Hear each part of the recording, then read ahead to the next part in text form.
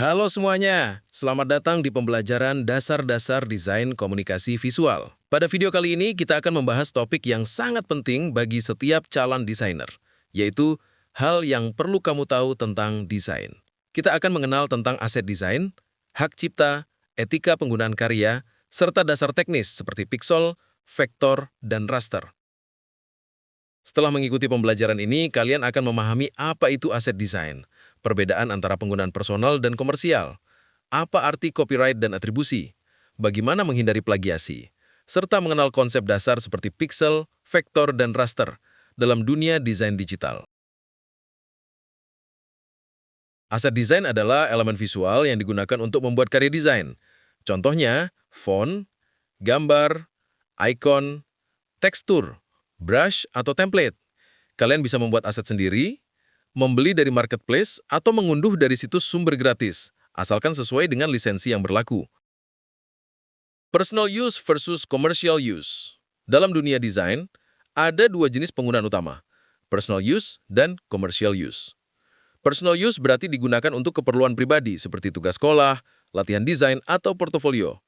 Sedangkan commercial use digunakan untuk tujuan bisnis, seperti membuat logo klien, desain iklan, atau produk yang dijual. Ingat, jangan gunakan aset berlisensi personal use untuk proyek komersial, karena itu bisa melanggar hak cipta. Apa itu copyright atau hak cipta? Copyright atau hak cipta adalah hak eksklusif yang dimiliki pencipta atas karya orisinilnya. Dalam desain ini bisa berupa logo, ilustrasi, font, atau foto. Artinya, orang lain tidak boleh menyalin, mengubah, atau menjual karya tersebut tanpa izin dari pembuatnya. Hak cipta berlaku otomatis sejak karya dibuat, jadi hargai karya orang lain seperti kamu ingin karyamu dihargai. Apa itu atribusi? Atribusi adalah cara memberikan kredit atau menyebut sumber karya yang digunakan.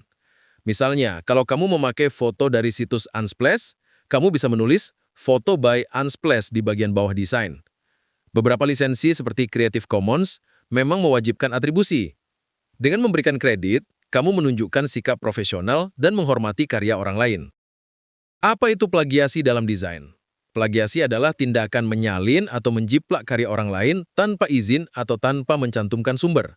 Contohnya, mengedit logo orang lain lalu mengklaim sebagai milik sendiri, mengambil aset berbayar tanpa lisensi, atau menyalin ide dan layout tanpa kreativitas tambahan.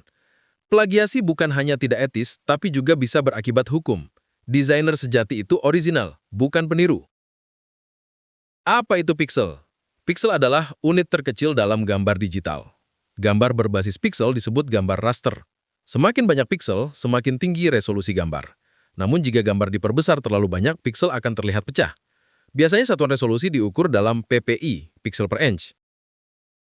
Gambar raster versus gambar vektor. Gambar raster tersusun dari kumpulan pixel, cocok untuk foto atau gambar dengan warna gradasi seperti JPG dan PNG.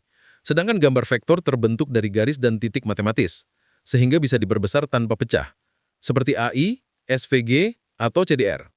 Logo dan ilustrasi biasanya dibuat dalam format vektor karena kualitasnya stabil di semua ukuran. Mengapa perlu memahami perbedaannya? Karena format gambar menentukan kualitas hasil desain. Gunakan vektor untuk logo, tipografi, dan ilustrasi. Gunakan raster untuk foto, tekstur, atau background.